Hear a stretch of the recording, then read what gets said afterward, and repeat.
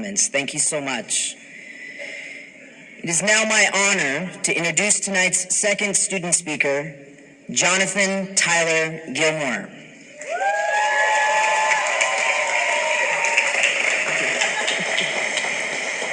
I'm going to brag about you first.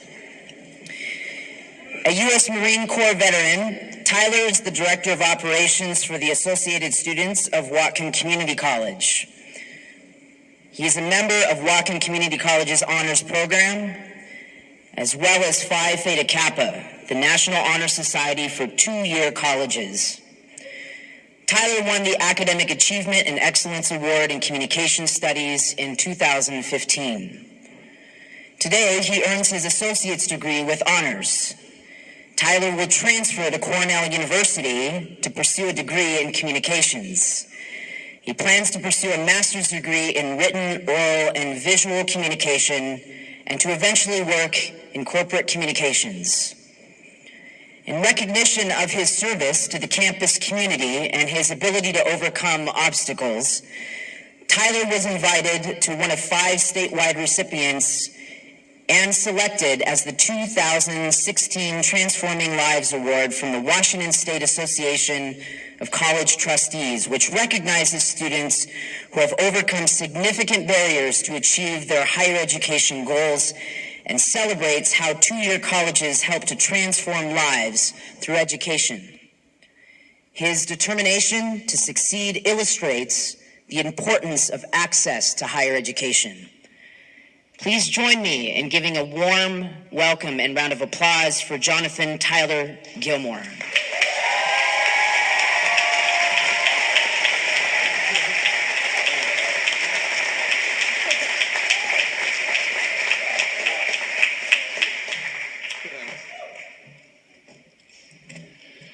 Whew. I'm going to fix this real quick. Good evening, graduates, faculty, distinguished guests, and parents. Today is a special day.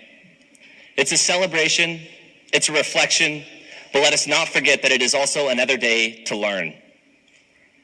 Today, I'd like to tell you a story.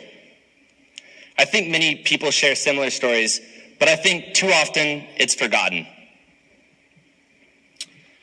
A young boy sits in the waiting room of a psychiatrist. His mother horribly confused as to why he's flunking out of school, doing drugs.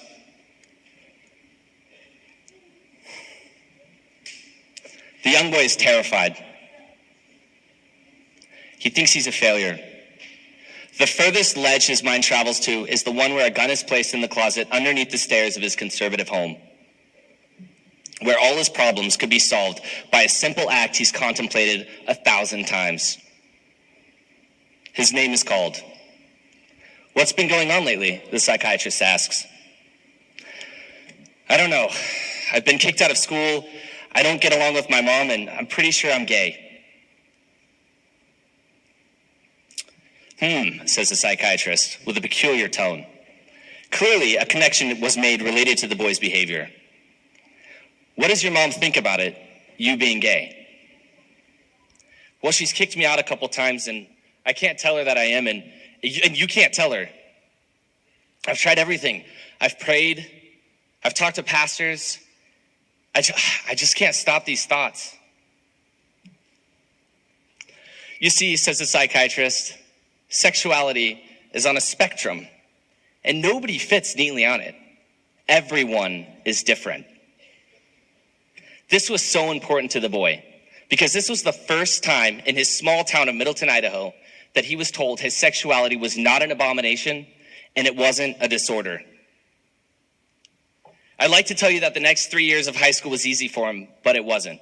It got even harder. He had to hide his sexuality and he continued down a pretty bad path. But there's a silver lining. And I know this because that little boy was me.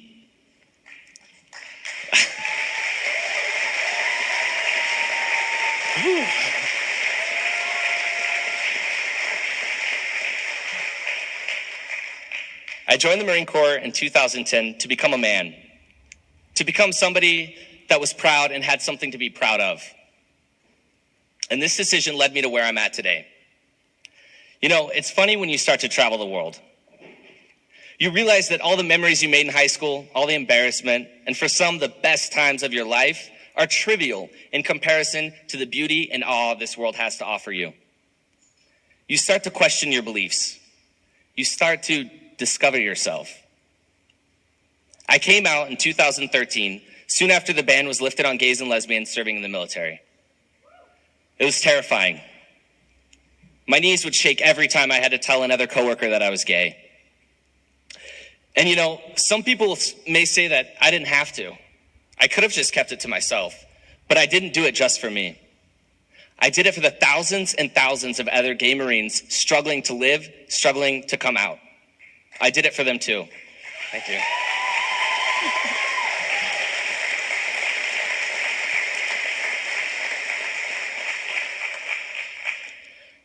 I wanted others to know that it was okay, that we could finally be ourselves, that we could live freely, and that if their families and friends didn't accept them, well, at least I did. And it became fairly routine after that. I made a YouTube video explaining my coming out process, and I began to get messages. The saddest one was from a young man in Iran. He explained that he was gay, but that he'd be killed if anyone found out. He said that if he didn't come out by May of 2014, that he would kill himself. When I read the letter, I cried. I sobbed. How could I possibly respond to that? What could I say to someone across the world that could make anything better for him? And I realized I could only be his friend. I lost contact with him over a short period of time, and to this day, I can't stop thinking about him. I tell you these stories because they're not just mine. They're the stories of thousands and thousands of LGBT plus individuals struggling to live, struggling to come out.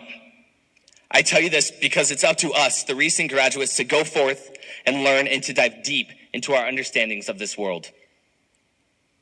I'm proud to say I didn't take my life when I was young. I'm proud to say that I've attended a college so dedicated to diversity and knowledge, and I'm proud to have worked with such a diverse group of individuals and to have learned so much. You remember that little boy from the story? Well, this fall he'll be attending Cornell University. He has a network of individuals who love and care for him. He was given the opportunity to be a student leader and to meet state representatives and to learn so much. So to close, I offer you advice from a failing, depressed child who's become confident, successful, and most importantly, loved. Number 1, love wildly. Don't be solidified in your beliefs and security. Challenge your mind, your being, and expand your horizon. Love everyone.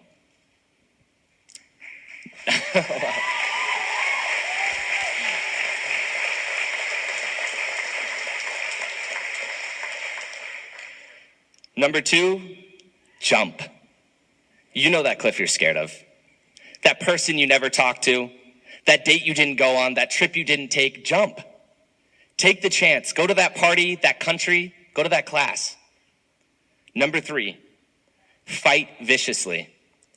Don't let the words of others bring you down. Don't let negative self-talk or intrusive thoughts pervade your existence. Maintain your composure because if you can win if you fight. No, oh.